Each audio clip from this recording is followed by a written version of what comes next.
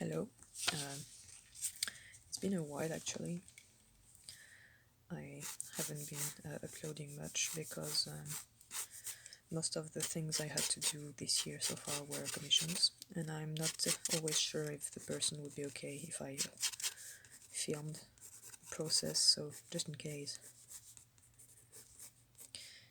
Anyway, I'm taking a little break from commission work right now, and I don't know if you know the feeling, but when you take a break and you suddenly realize all the things you want to make and you make a list, in this case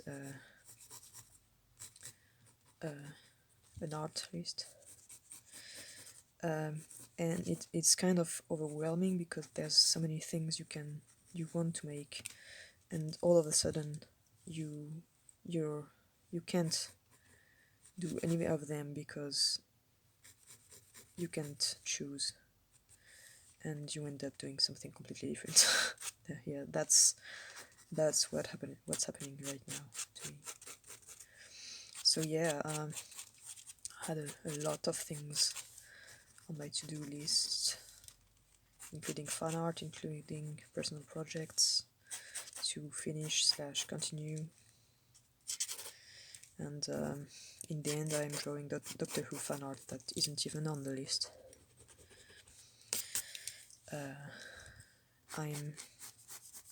I'm drawing, it's not obvious right now because I haven't put any character yet, but I'm drawing 8 TARDIS, and I just want to draw 8 trying to tidy up the place because there's books everywhere and stuff. If you, I know it might not be obvious if you're just watching my videos and haven't seen a lot of stuff I draw, but one of the things I like to draw the most when I need to draw something repetitive to relax is a pile and pile and piles of books.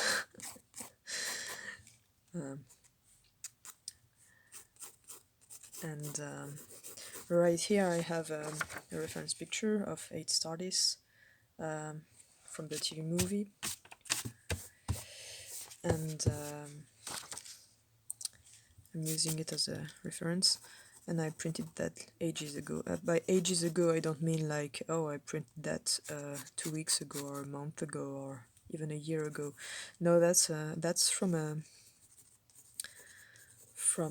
folder of reference pictures that I printed around 2014, that I was carrying around. I'm gonna show it to you. This, yeah, I know it's completely destroyed. It's a folder of reference pics, and for various fandoms, but mostly Mist and mostly Doctor Who. And there's a lot of pictures of 8 TARDIS in there, and 8, and some of other Doctors too, but mostly 8 and his companions. And yeah, I was carrying this around with me everywhere 6 or 7 years ago.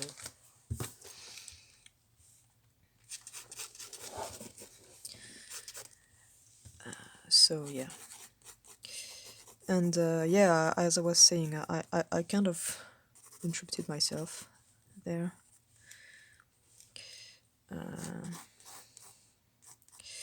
But yeah, I like to draw piles of books. I'm not exactly sure why. Mostly because it's a repetitive motif, I think. Or just rows of books. I mean, I can always show you. I'm currently in the process of redoing the line art for a very, very old comic I made like more than 10 years ago. And I'm gonna just show you one page which has a library. And yeah, that's the kind of stuff I'm talking about when I talk about books, rows and rows of books.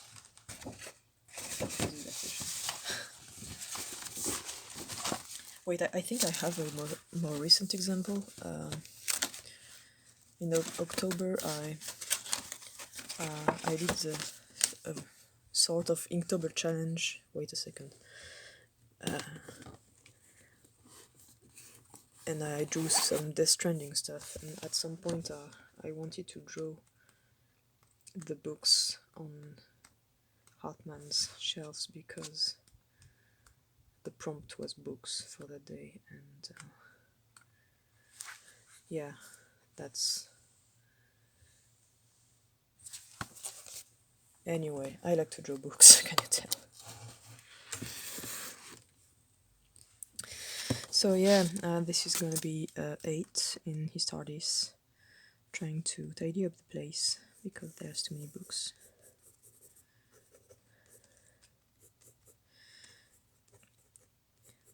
And you can tell because I put my headphones, but I'm listening to Sigur Rós.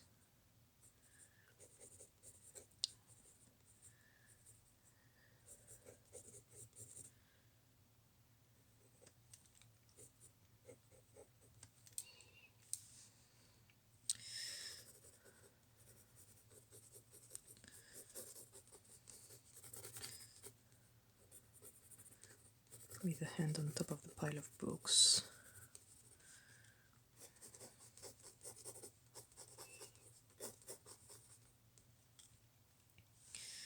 And there's gonna be one there, one there, one there,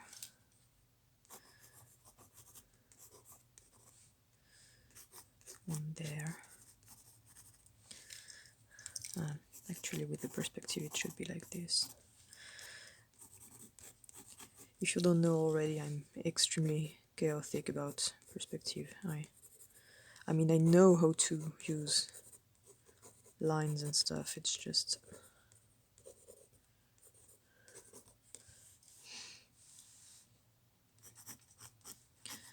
I'm winding it up most of the time.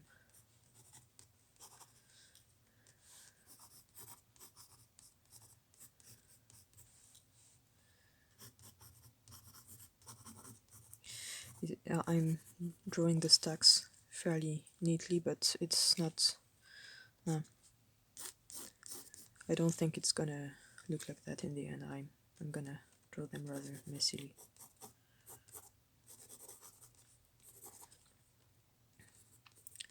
There's plenty of stuff on my to-draw list at the moment.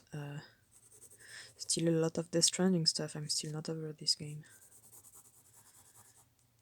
I mean, it's been my comfort game for like a year or so,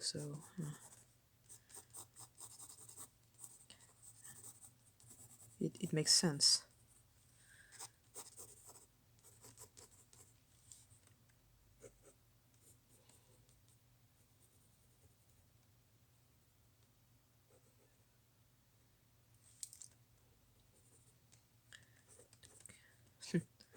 Not forgetting the little... I don't know why I always draw 8 with this little lock of hair in the air. I don't even know when that started, but when I don't draw him like that, I feel like there's something missing. I don't know. Just looking from the other side. Yeah, no, that's bad. That's really, really bad. I mean, 8 is short, but not that short.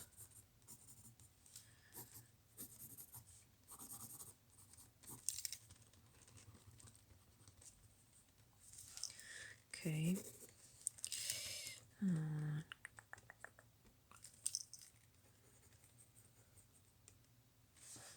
Is it better? But at least it's not worse.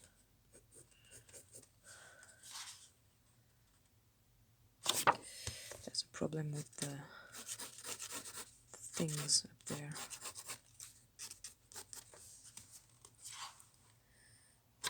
This is not right. This isn't right either.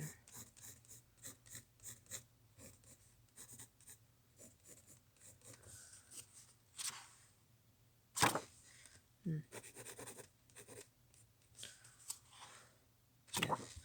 still not great, but again, it's something I'm making to relax, so I'm not gonna draw it perfectly or anything.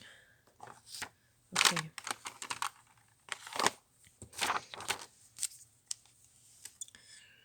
Ready for some books.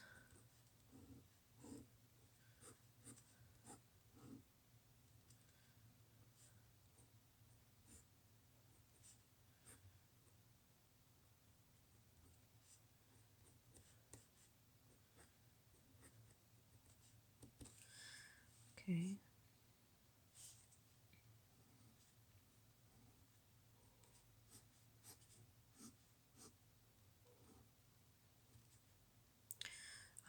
Those are mostly old bound books. I don't know why I really like drawing them like this. I mean, it would be simpler to draw modern books without these spine things, but I don't know. I like drawing them like that. I have this kind of headcanon about the TARDIS library. I don't know if I ever mentioned that anywhere. That every time the library, every time someone adds a new book in the library, over time the TARDIS changes the look, the outside look of the book, to fit the general aesthetic of the TARDIS. Like if it's all modern, the books slowly become like these modern, cool editions. And if it's like all dusty and weird, like 8 TARDIS, over time they all shift to look like really old books, even if they're like printed this year or.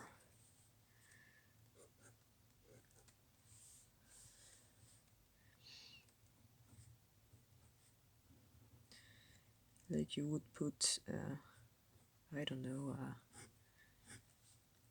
Guardians of Gehul books in there with the edition with the cute old on the cover, and you check back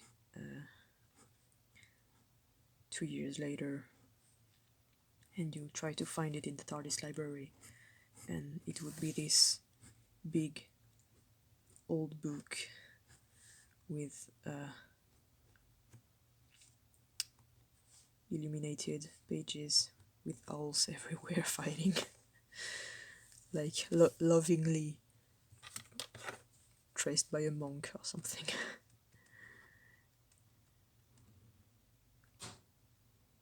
Illuminated manuscripts are so much fun.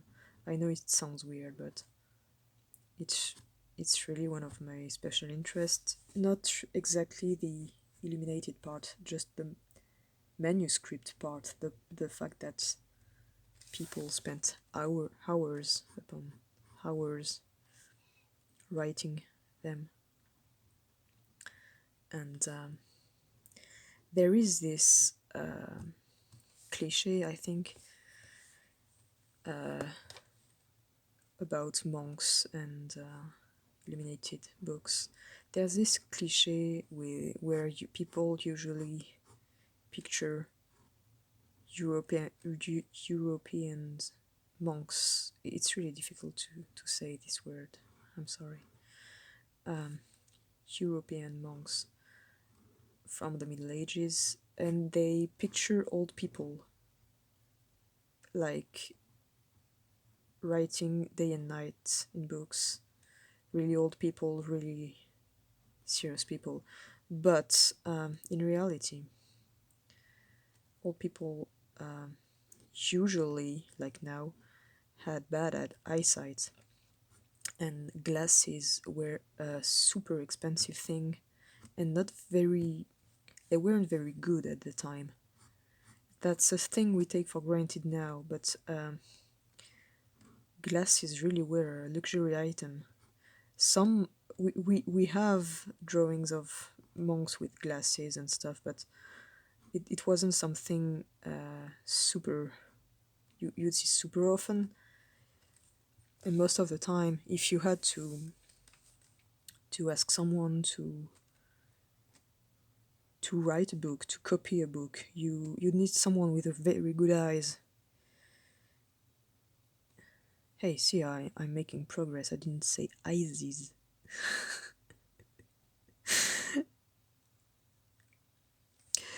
Yeah, you need someone with really good eyes, really good eyesight to copy your book. So you wouldn't ask the old guys in your monastery to do that. You'd ask for the young ones with the good eyes.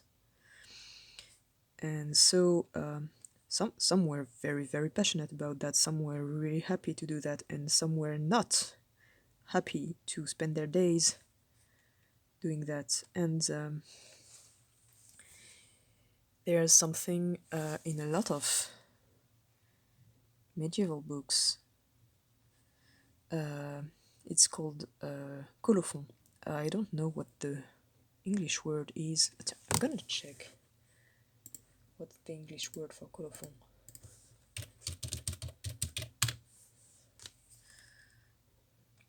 My computer is kind of slow, so I'm tracing.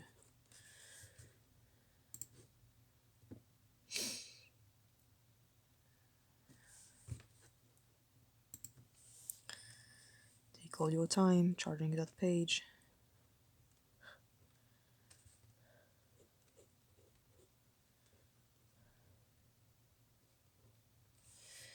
Okay, what's it in English? Oh, it's the same.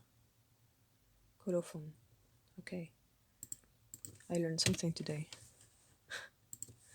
I learned something by rambling to myself, like a madman. So yeah, it's a note in a book. It's a note in a book copied from another book. It's something that was not in the original and that the person copying it added. Usually, it's just something added at the end, like a very official thing, like this was copied in year X by X person, like this was copied in this year by this monk for this person. This was commissioned by this place or this monastery or this rich person, and that's it.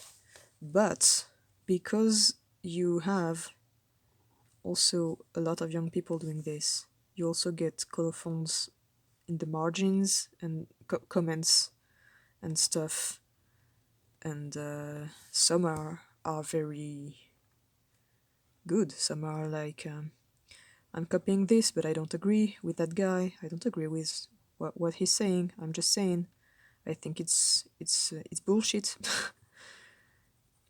Like stuff like, and this guy is saying that when they get older, these animals transform into these animals. Or this guy says that sparrows attack pigeons to kill them and eat the grain in their guts. But I disagree. I never saw a sparrow doing that, and I don't know what the guy was drinking or stuff like that. Anyway, and yeah, sometimes it's comments, but sometimes like this about the book itself, but sometimes it's just comments about themselves, like I'm tired. When can I rest? Or my hand hurts. I distinctly remember one which had a note at the end saying, "There, I copied the thing please give me something to drink.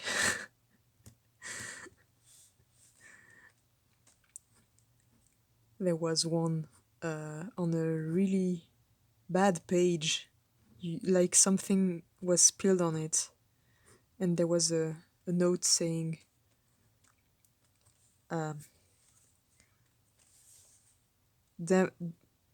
them be the cat that pissed on this page during the night. And I really love stuff like that because it makes the past feel so much more alive.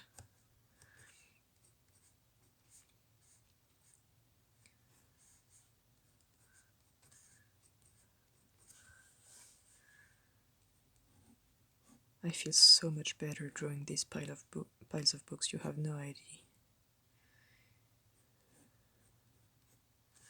I don't know why it's so, it feels so nice to draw piles and piles and piles of books.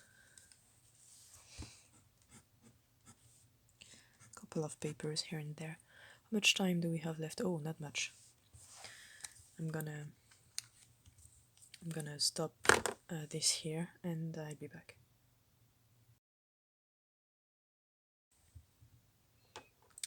And we're back.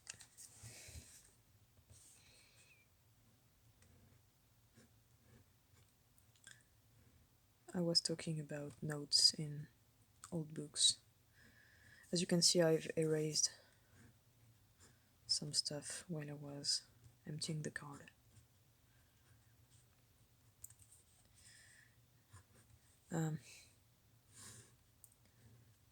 I don't remember in which book that is, but I know there's an Eighth Doctor adventure book that mentions in passing that a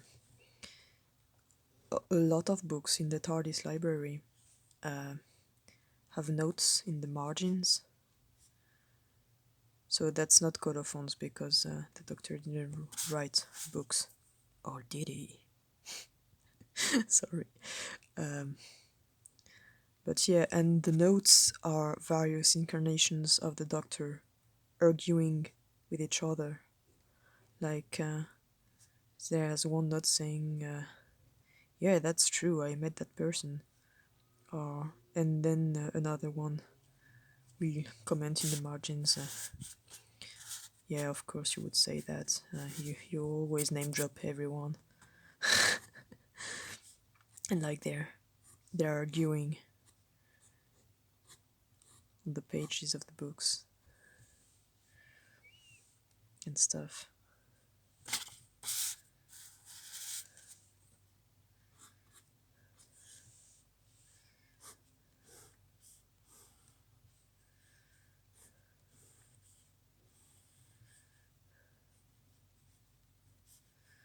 I'm not gonna draw all the carpets and stuff, but a little idea of the pattern is okay. The thing is, if you detail everything, it draws the attention away from the rest. So, like if you draw stuff quickly like this, and there's one thing that's super detailed, that's the thing you're gonna look at. Something really weird happened just now because my camera shut down because it told me there was no space left, even though I made space 2 minutes before then. So I just emptied the card again. What I was saying was there's a kids book, a Doctor Who kids book called How to Be a Time Lord, and it's really cute. I never regretted buying it at the time the BBC shop still existed. The Doctor Who one, I mean. I think it closed years ago. Anyway, it's a book where the the pitch of the book is basically 11 explains to his mysterious next incarnation how to be a Time Lord and where they come from and what happened and why they don't like the Time Lords and stuff like that. And there it's used as an excuse to explain Doctor Who to kids, and it's really good. It's really, really good, and it's really funny too. And I'm gonna use a ruler here. Usually I don't like straight lines, but sometimes you can't avoid them. Anyway, and one of my favorite pages is a page which is titled How to Use an Umbrella, and there's tiny drawings of 7 with an umbrella and all the stuff you can do with it, like fighting, and he's dueling a monster with an umbrella as a weapon, and pointing, and he's pointing with it and saying, "Look, an alien." And I'm talking about this because at the top of the page there's something like, if this incarnation wants an umbrella, if my new incarnation wants an umbrella, you can find it in the TARDIS library at this letter. It's between this and that, and so yeah, I'm talking about this because it casually mentions that the TARDIS library has also stuff that isn't books, and I find this super funny. Like to imagine random objects just casually put there, but using the same system as books to classify them. Like you'd have a book, another book, and then I don't know, a dog toy.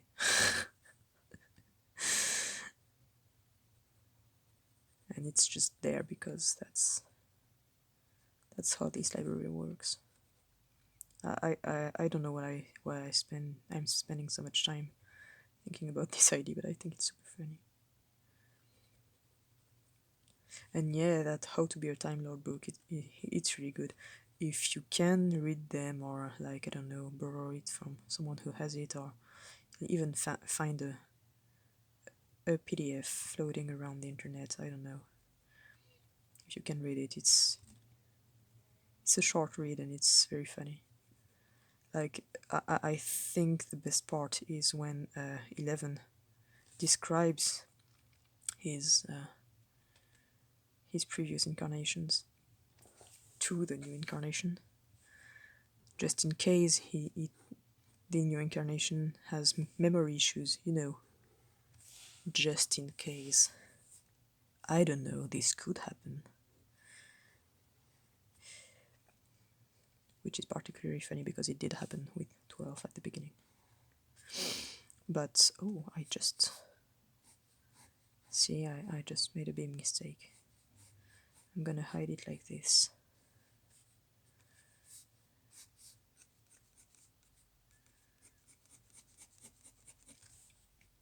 There you go.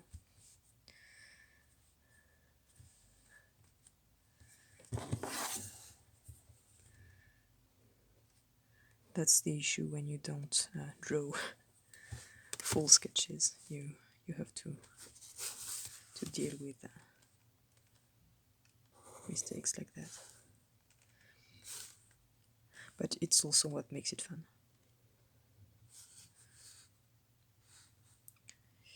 Like someone will go, I really like that branch you added on the side. And you will be like, yeah, thank you, it's because I made a big splash of paint in the sky because I wasn't careful and I wanted to hide it. Sometimes hiding mistakes is a good way to make your drawings more interesting, because they force you to add stuff you didn't plan at the beginning.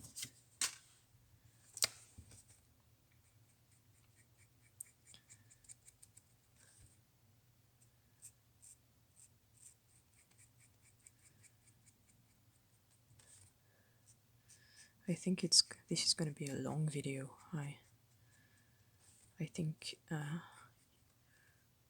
we must be like something like half an hour in, and I still haven't started the color.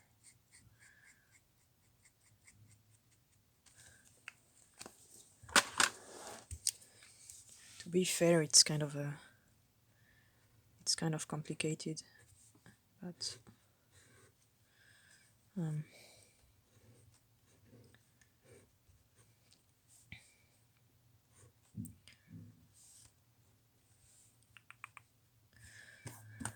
yeah, I was talking about before I made the big mistake. I was talking about 11 describing his previous incarnation to the new Doctor, just in case. And there's I don't know if you could call it criticism or like I don't know, jokes about his previous incarnations, but there's some funny stuff in there. He's very, very critical of Nine's clothes. Like there's arrows pointing at his clothes, and all the comments are like, "This is black, black, yeah, black again. Yeah, we get it. You like black."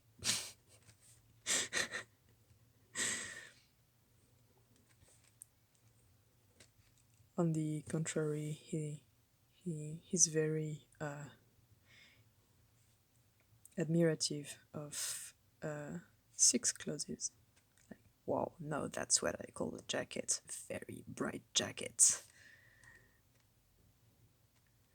Or there's a picture of 7 and a note saying, "Nah, yeah, this was my interrogation point phase." Or a picture of 5 and the note, "It takes a confident man to wear these trousers." And yeah, it's really good. So yeah, read it if you can. It's sort of fun.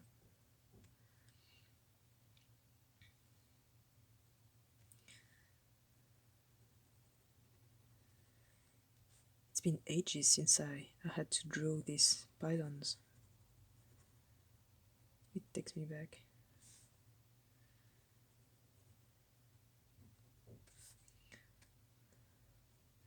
It's funny because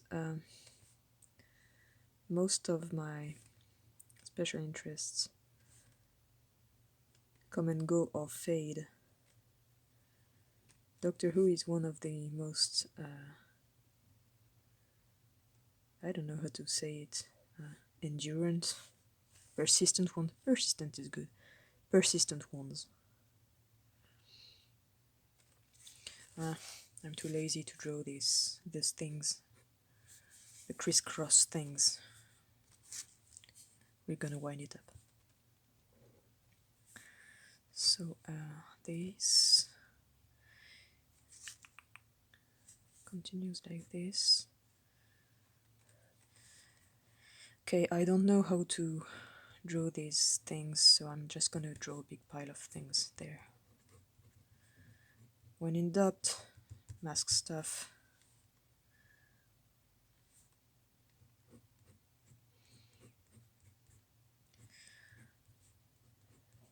And yeah, call it laziness if you want, but I don't think making perfect perspective on everything is the point of this drawing. I'm gonna check if it looks alright or no, it looks weird, so I'm gonna... You know what? You know what I'm gonna do?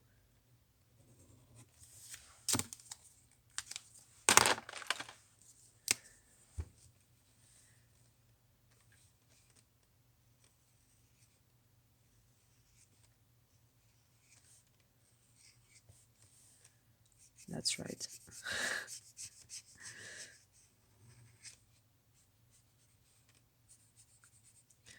A lot of artistic choices I make or have made is based on hiding things. I can draw, or I'm bad at drawing, or that I just don't want to research at the moment. I mean, if this was a commission, I would spend ages trying to figure out how to draw this part of the TARDIS and how the perspective works and everything. But no, it's not a commission. It's just a drawing I'm doing for fun. So yeah. Goodbye problems.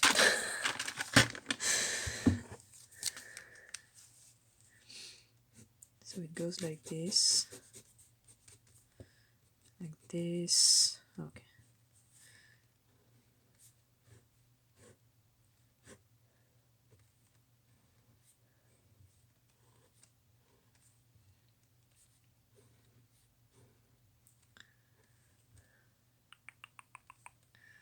That's the side with the round thing with the colors.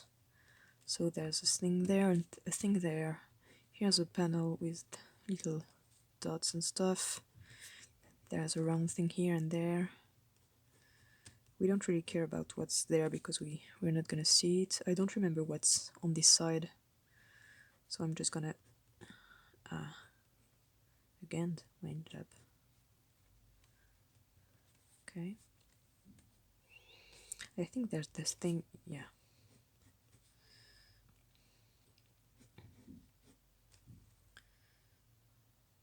Oh, I was just checking because I received a message.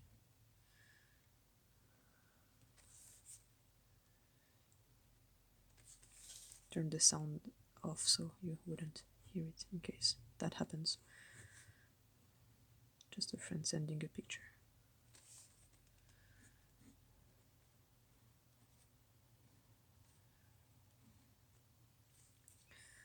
Okay.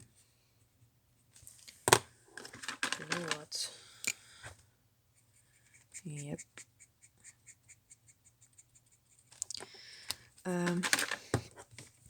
The TV thing should be on this side.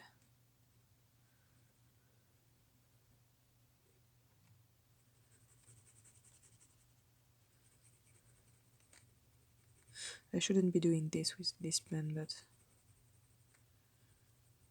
there you go. I shouldn't be doing this with that. A life story of bad choices with art.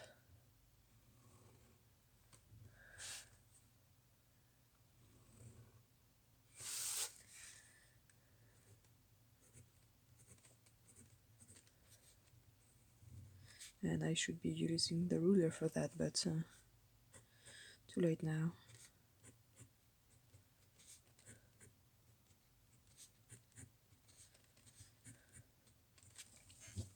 Okay.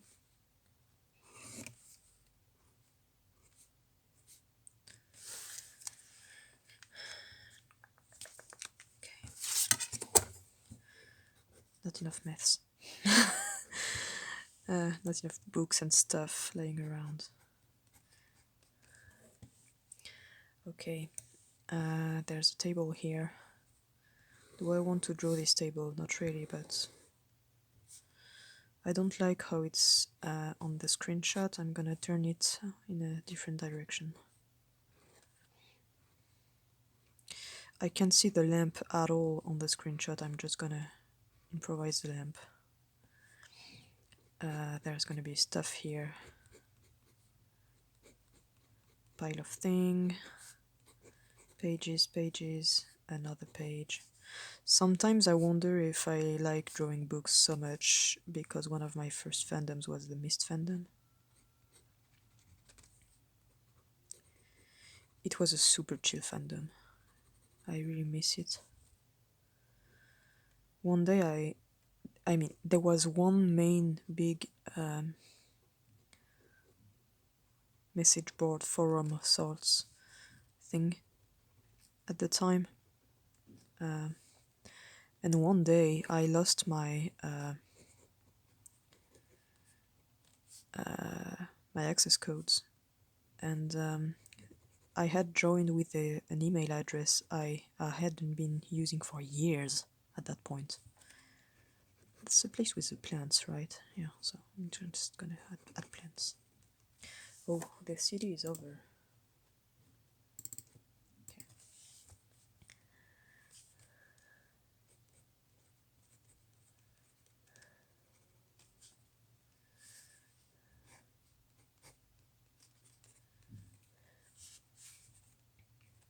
Candles.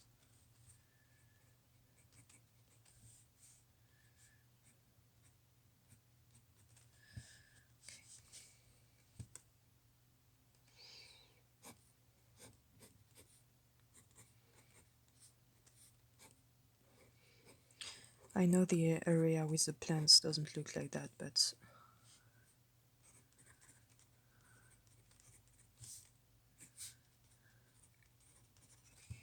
I'm just gonna add plants anyway. There isn't that many of them. I completely lost track of what I was talking about. Yeah, I lost my access codes to the main Mist forum thing, and I was too ashamed to create a new account, and so I completely lost contact with this fandom, which is really sad, but just because I'm dumb and autistic, I just didn't want to make another account with a different name on it. Yeah, I'm aware it's really stupid, but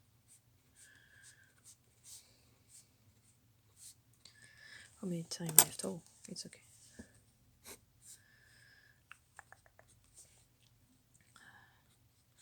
I feel like this table should be on some sort of thing, yeah, and this should have patterns.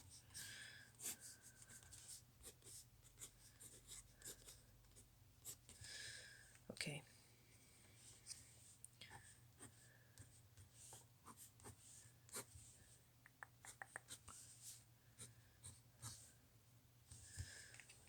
Oh, I forgot. I completely forgot the middle. I completely forgot this. I don't know if you ever noticed, but and it's not very easy to see it in the movie, but that middle thing in the TARDIS has a little lion paws holding globes. I'm just adding cables. I know they aren't there in the design, but I like drawing it with cables. I also like adding hanging cables, so I'm gonna do that as well.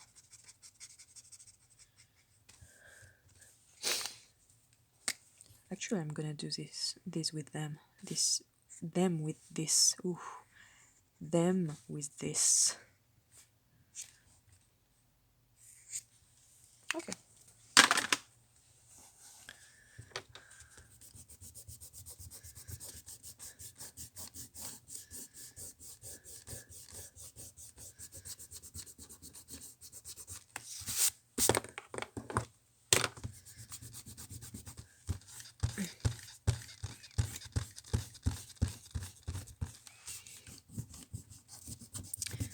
I'm gonna transfer the video, and the fun part is going to start.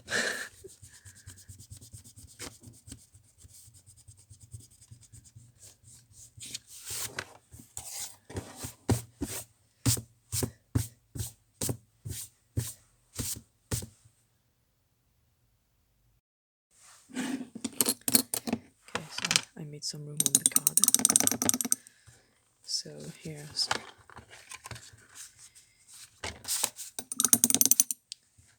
oh, I just realized I haven't closed the lamp. Okay. Here's the part where I apply shadows in a completely chaotic way, because you know me. That's how it works.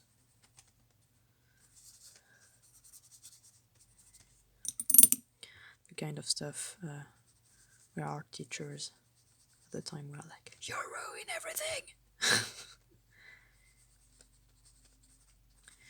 Is it ruining everything if I planned to do this from the start? Come on.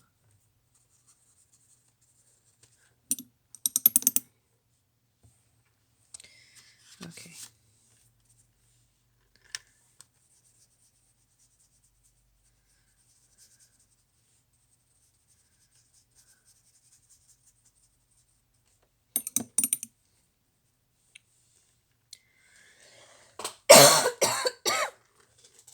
I'm sorry.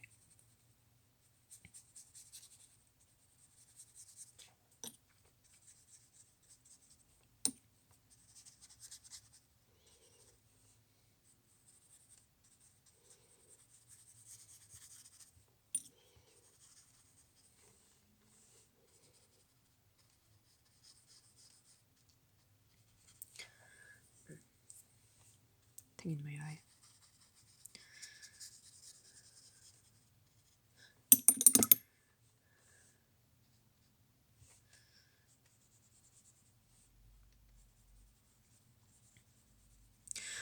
Someone in real life recently told me, "Hey, you very often draw characters with the light source behind them and the shadow towards the viewer, and it's really weird." And I hadn't noticed, but they're right. I do that really, really often, and I'm not sure why. I mean, usually light sources are on the left, on the right, maybe above. But behind the character, I mean, some people do that, but it's not very often. And I didn't do that in the past. I don't know why I started doing that in recent years. I mean, I'm doing it because I like it, but how I started to do this, I don't know.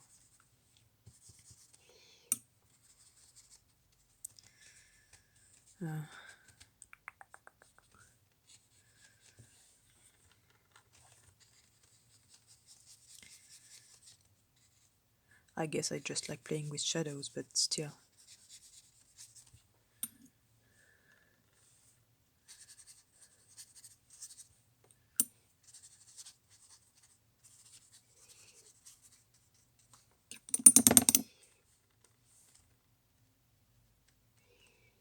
Adding shadows to the shadows. Okay.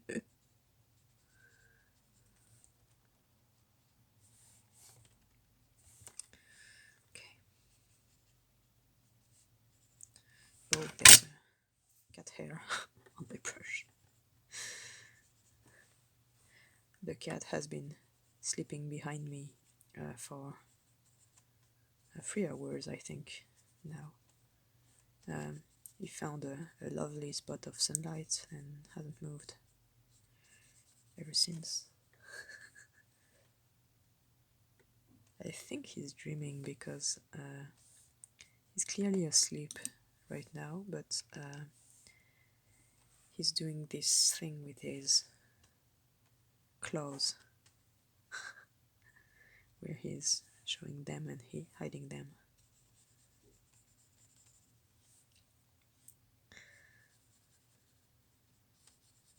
He tends to do that when he's dreaming.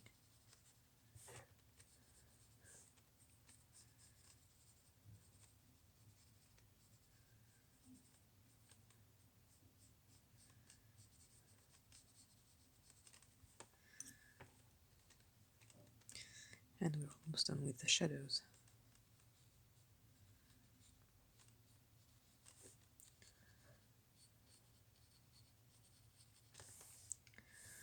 The commission I have to make currently is a tattoo design, something I very rarely do.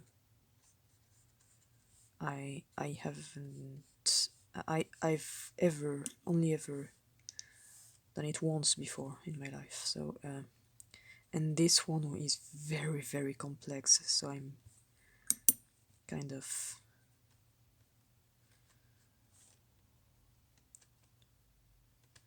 not exactly stressed out, but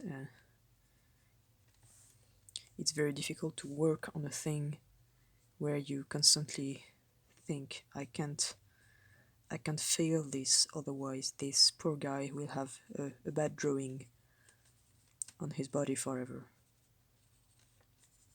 Well, not forever, because you can laser it, but I don't want it to happen because of me. There's enough bad tattoos in the world, I don't have to add my stuff to them. I already know of at least one guy from the SCP Foundation that has one of my drawings tattooed on him, because I once made fan art of an SCP he wrote, and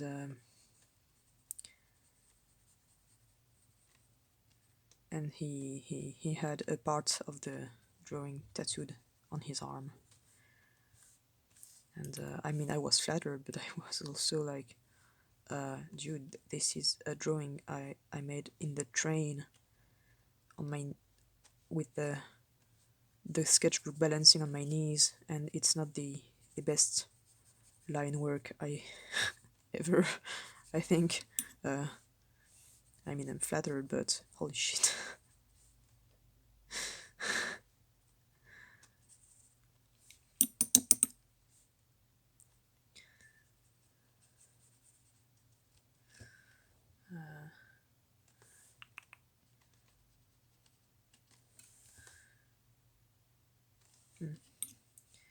Not enough shadows here.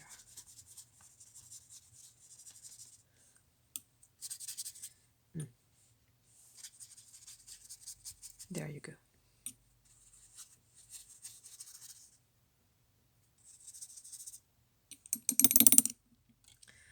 I'm gonna let this dry first. Little bonus of my cat sleeping in this little spot of sunlight I was talking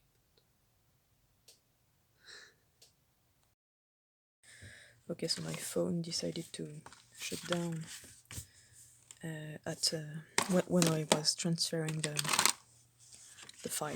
So basically I lost the entire watercolor process video. So it was like 5 minutes long, but it's still annoying.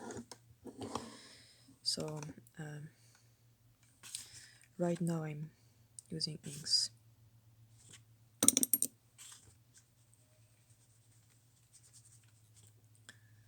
to make brighter colors. Stuff I was talking about during the last video, it was mostly about the kind of things people tell you when you ask for tips to get better at drawing, coloring, anything. And I was criticizing the fact that usually people were saying practice, practice, practice, and as if it was the only possible answer. And what's frustrating about that is that it's true, you have to practice a lot, but these people usually don't tell you how or why you should practice. And in the end it sounds like do these exercises where you learn how to draw hands, or learn to draw this and that, do exercises where you draw shapes and this and that, and that's all very good. But if you just do that, or if you do that, it feels like school, basically. Of course it's important to have lessons to learn things, but you should be drawing because you like drawing first. You're not going to do it because it's work. You're going to do it because it's fun and because you enjoy it. And if you can't enjoy yourself, you're not gonna do it. So you're gonna spend hours learning how to draw this and that, but you're not gonna enjoy yourself. So what I was saying in that last video was, actually it's kind of good that the video was lost, because it was very, I was saying all of this in a very convoluted way. Sorry for butchering an English word again. I'm not sure why I keep trying to say difficult words like this, even if I know I'm going to fail. Anyhow, it was a very convoluted, and I'm getting more to the point because I'm saying it again. So yeah, exercises are good, but if you're just doing that, first you're not gonna enjoy it, and second you'll only learn to draw how the people who made the exercises are drawing. And what I mean when I tell people you should practice is like, please draw any kind of bullshit that pops in your head. Like, even if it's bad, especially if it's bad, you have to fail to get better. You have to draw some crappy stuff to draw good stuff later. You have to go through a phase where everything looks like garbage, and instead of immediately trying to learn how to make it look better and nothing else, you're doing that. You're on one hand you're doing a bit of that, but on the other hand, since you're not going to master the skill immediately, you're also trying to find ways to cheat to make the thing look less bad without mastering the skill. Like, you can learn how to draw perfect hands, but you won't draw them perfectly immediately, even if you learn it. And there's going to be a phase where you draw decent hands but bad everything else. But if you're like, okay, maybe I can draw hands, but I can draw gloves or mittens, so everyone's gonna wear a glove for a while, or everyone's gonna hide their hands, or maybe you're like me, who didn't know how to draw noses and ears, and whose entire first comic had bird people with owl-like faces. Because I was like, I can draw decent landscapes, I can draw decent buildings. I cannot, however, draw humans that look like humans. But I can draw humanoid bird-like persons decent enough. So I'm gonna do an entire comic like that.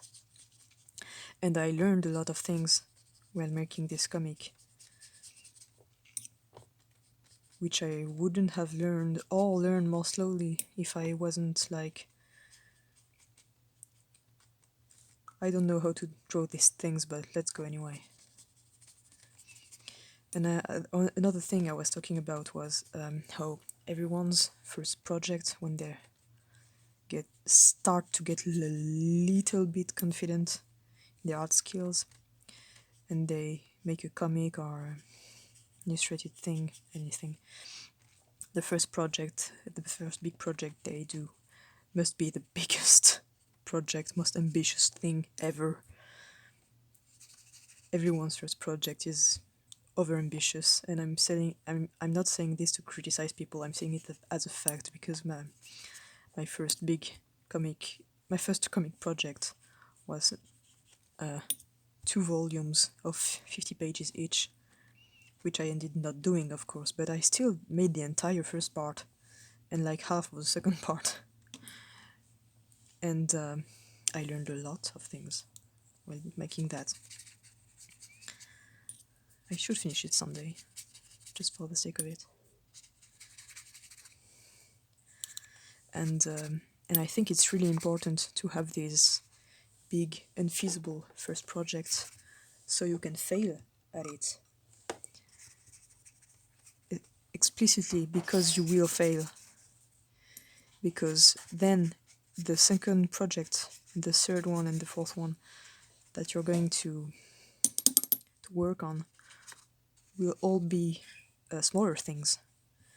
And after failing at making this grand big thing you wanted to make and learning a lot of things in the process, you're going to look at these new projects that are big, way smaller, and you're going to be like, I think I can do that. It's easier. Yeah, I can definitely do that. And it's because you started big that you're able to go small after and be really good at doing smaller things. So basically, I'm not saying practice makes perfect. I'm saying be ambitious, then fail, and you are going to be a lot better at what you're trying to do. And I think a lot of people are afraid of failure for good reason. It's never pleasant. But in art in particular, in personal project, I think it's really important to allow yourself to fail and to make bad stuff. First, because you're gonna look at it later and laugh. And it's it's always fun. But also because then you don't take things too seriously. If you learn how to fail first, if that makes sense. You know how that feels, so if it happens again, it won't be as devastating. It's better to fail at a first personal project that isn't that great to begin with, but than to fail at a professional thing later down the line.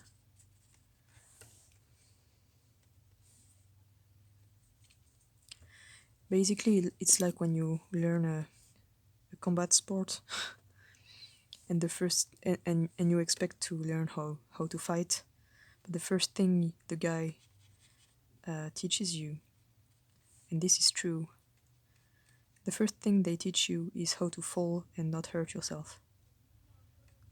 So they're like, yeah, you're gonna fall to the floor like this and that, and know that you know how to fall. You when it happens for real, when someone makes you fall down for real, it won't hurt as much. So yeah, this is why I'm saying you need to fail first at an art project. Weirdly enough, it builds confidence. This is going to sound very pretentious, I know, but I get that's my 2 cents on the practice makes perfect thing, and I'm just like, failure makes you better. I'm hoping I'm not gonna lose this video as well. I'm gonna transfer it and I'll be back. There isn't a lot left to do, as you see. I've already started making the highlights with a pencil, sorry. It's a watercolor pencil.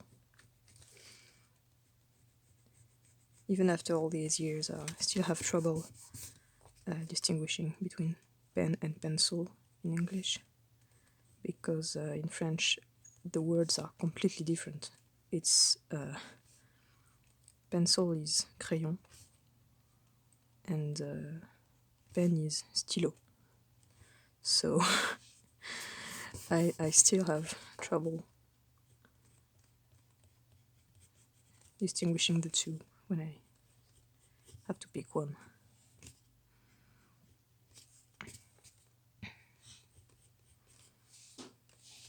So what I'm doing is basically making little highlights, which is also why the color is so dark. Yeah, I realize I haven't really clarified this like ever.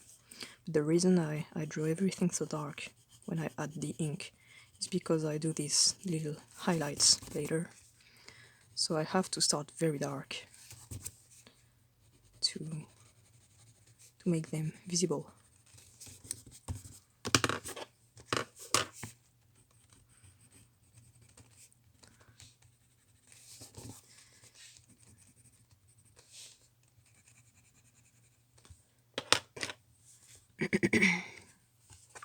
I'm not doing this in any particular order or anything.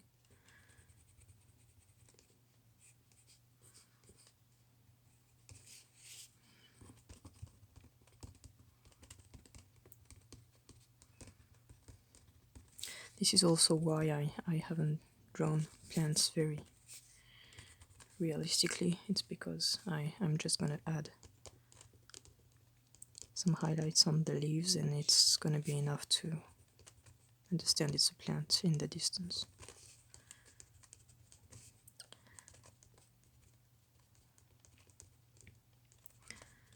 What I said in the previous video about how it was important to learn how to fail at making art first.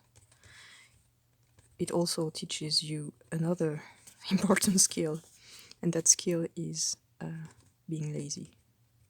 And yes, it really is a skill because you have to find shortcuts to make things when you're a little bit lazy with art.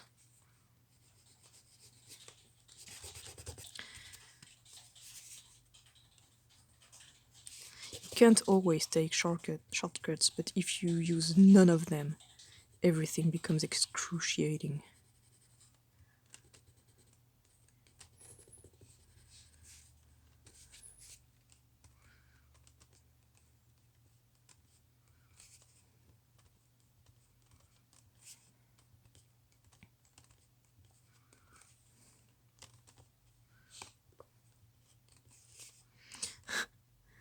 Story time.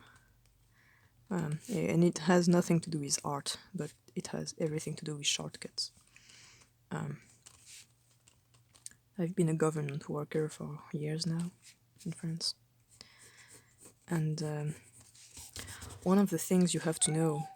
Meow. Tout va bien, Luffy. One of the things you have to know about government workers here is that currently it's... You have to pass some sort of exam to become one. And so you have to have some skills from the get-go. You can't just like waltz in and be like, hello, I'm looking for a job. In that sense, it's more like a regular job. Now with the recruitment and everything. Only difference is recruitment is anonymous, so it's not like they're judging you on your picture or on your name or anything. So that's I'm not saying it's better, but it's something at least. Anyway, it wasn't like that dozens of years ago. It used to be a lot easier to become one. And what I'm trying to say is that you get this weird situation where you have young people, young government workers who are mostly very good with writing, emails, and computers in general. And the old generation of people who are like 50, 60 something, they never bothered learning any of that ever, even when it became relevant. And so they are very, very tech illiterate to an alarming point. And so that's what you needed to know to hear this little story. So the first job I had was it wasn't bad exactly, but it was extremely stressful because it was very understaffed. We should have been like twice as many people for that job.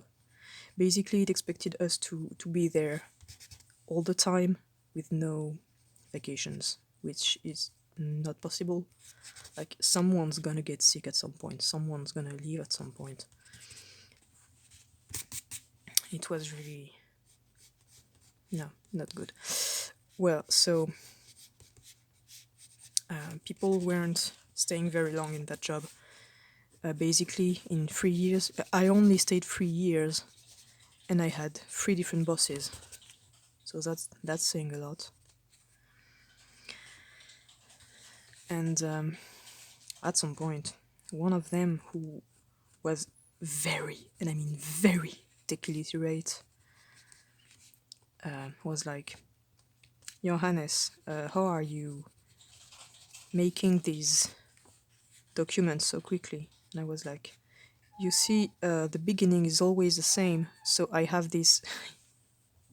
Sorry, my cat is making some noise. I was like, the beginning is always the same, so I just have this model and I copy it every time, which is, I mean, it's no brainer. But I had to explain because she asked. And she went pale.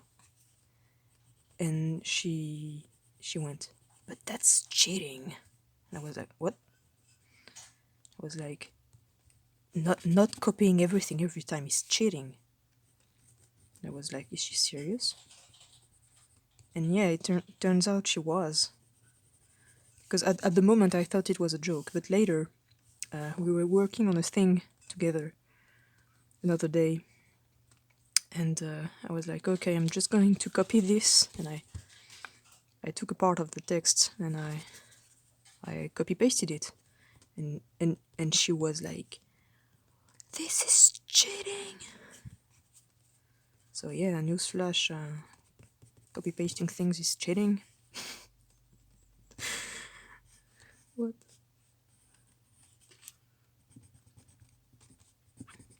Oh, also one time she was complaining her computer was, I quote, broken. Actually, it was just frozen. It happens, and was like, and she wanted me to fix it. I was like, okay, and I went Control Alt, etc. And of course the screen popped, the blue screen popped, where you can access the. Anyway, she started screaming that she had never seen that panel before, and she started to scream that I was breaking her computer even more, and she brought me to the boss for this because I was breaking her computer, and I explained what I was doing, and the boss was like, is she for real? And of course nothing happened to me, but I kind of shudder to think what would have happened if the boss had also been completely tech illiterate. One of the time she was like, there's no place left on my computer. I was like, okay, maybe she doesn't delete anything, but it's really weird because we're only dealing with Word documents, so it's super light. It shouldn't be possible. And I was like, what do you mean there's no place left? She was like, are you fucking stupid? There's no room left. There's no room left. And I looked at the screen, and what she meant was that she was saving all of her files on her desktop. I think you know where this is going. And there was no physical room left visually on the desktop.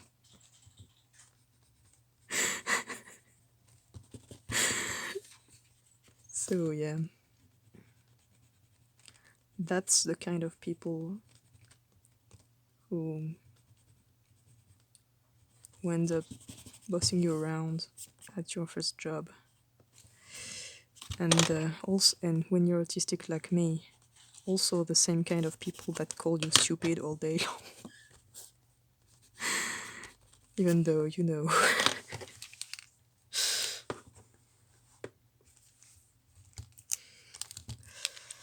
Okay, I'm just gonna add a couple of highlights with the Posca and we're gonna be done with this.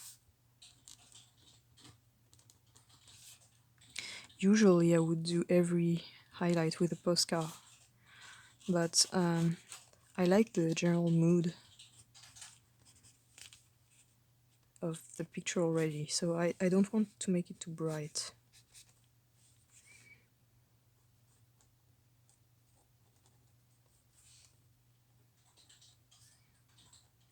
And I'm not gonna film the second line art part because it's fairly boring.